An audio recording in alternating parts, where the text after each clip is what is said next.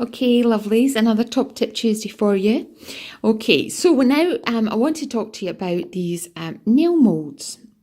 These things. I don't know if you've seen these, but these are something new to me. I haven't seen these before, and I was only it's been as part of my new online module for silver clay birdhouses that I've kind of really looked into these, and I have to say I really like them.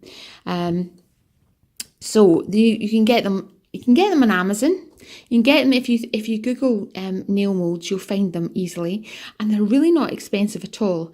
I bought about, I think 30, and it was something like £12. So they're really inexpensive, and you can buy just a few as well. You don't have to buy a whole load. I just bought them all because that's what I'm like. But there's lots of different designs, as you can see. There's strawberries here. There's little dolphins, little snowflakes, little kind of star flowers.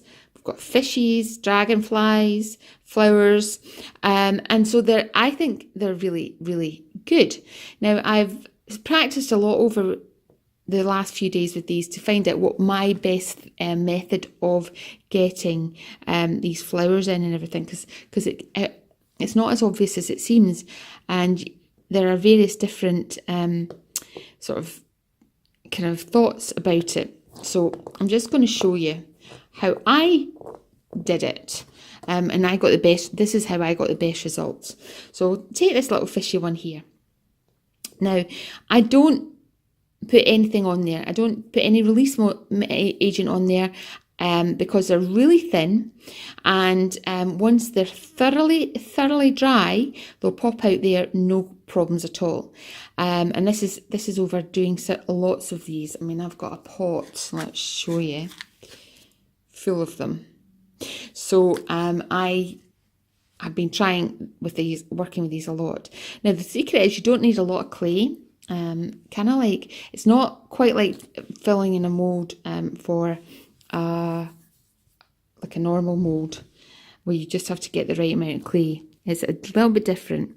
So if I take this little fishy here, okay, so I'm just going to press in the clay like that, okay, nice and firmly with your finger. Now if you turn it over, the great thing about this is that you can see if that clay has gone into that mould well and filled that mould well, and if it hasn't, then you can push some more in and be nice and firm about it. And as I say, you don't need an awful lot of clay. So I'll do another one here. Let's do this little jellyfish or octopus or something like that. So we've got these two here, right? Okay, you can see that's filled in quite well. And I like to do several at a time because I like to have them just standing by for any little projects that I might have.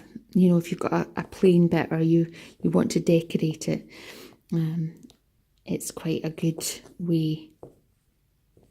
All right, so nice and firmly down. Again, check, always check. And I'm just going to do this last little fishy here. And again, it's no elegance. You can see, and just generally plodding these in like that. Okay. So again, check, make sure everything's okay. Now the next bit is kind of crucial. You need to take off the excess clay here, and this is something that you don't tend to do with normal moulds, but just because they don't. I don't teach this in class, so I don't teach this how to take this in class. But this one, this type of mould, you can scrape it off, and so I take a tissue blade and just cut off the top like that, and you can see there that I'm not quite done. You need to just take that bit off, and when you can see obviously the shape really clearly like that, that's you've done your job.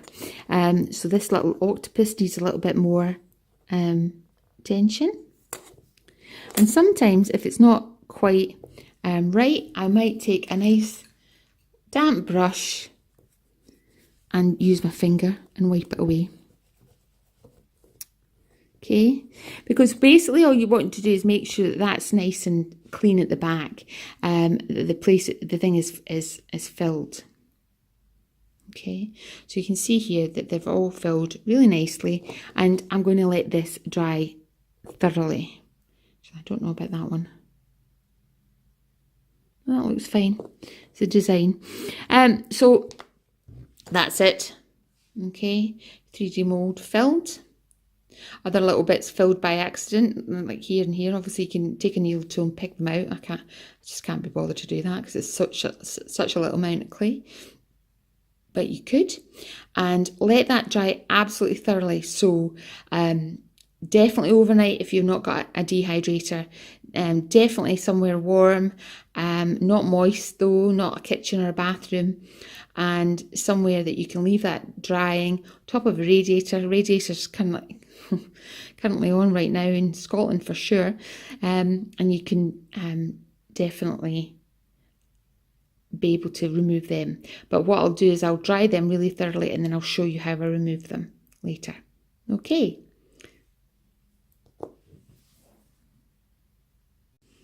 Okay, so this is the second part of these little moulds have been drying for a while, and we're just going to take them out. Now sometimes it's as easy as tapping them. They can come out. You see that wee dot has come out there.